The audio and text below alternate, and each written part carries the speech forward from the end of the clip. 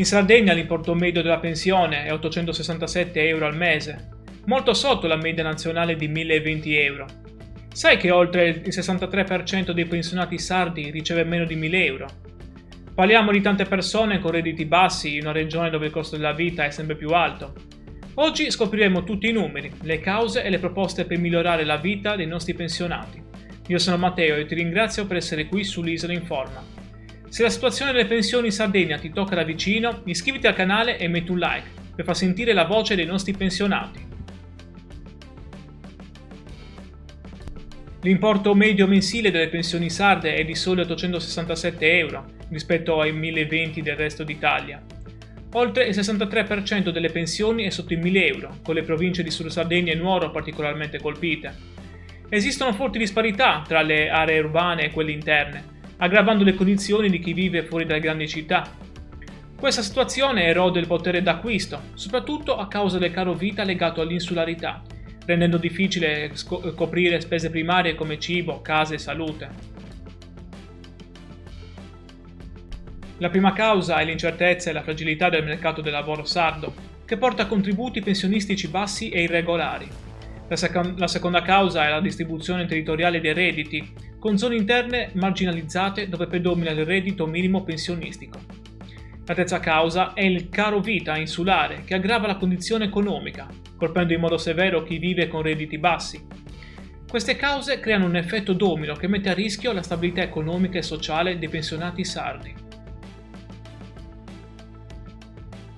La condizione dei pensionati in Sardegna è grave e complessa. Molti vivono con pensioni insufficienti, senza possibilità di integrazione del reddito. La segretaria generale della UIL Sardegna, Fulvia Murru, ha dichiarato: «I pensionati sardi vivono una situazione di forte disagio economico.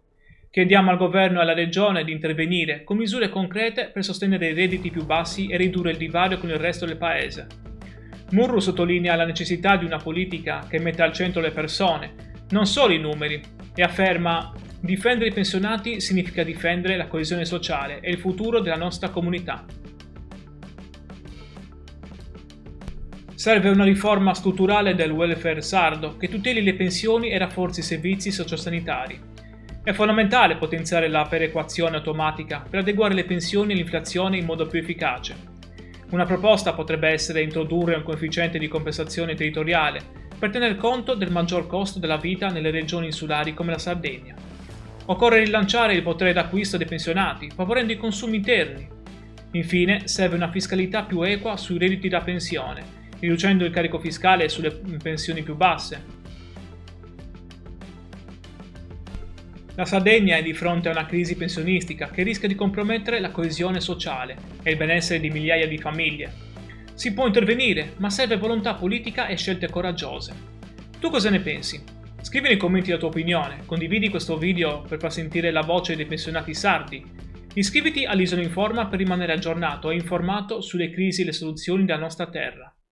Grazie per aver visto questo video. La tua attenzione mi sprona a portare all'attenzione le battaglie che contano davvero per la nostra isola. Ti saluto e ti auguro un bel proseguimento di giornata. Al prossimo video.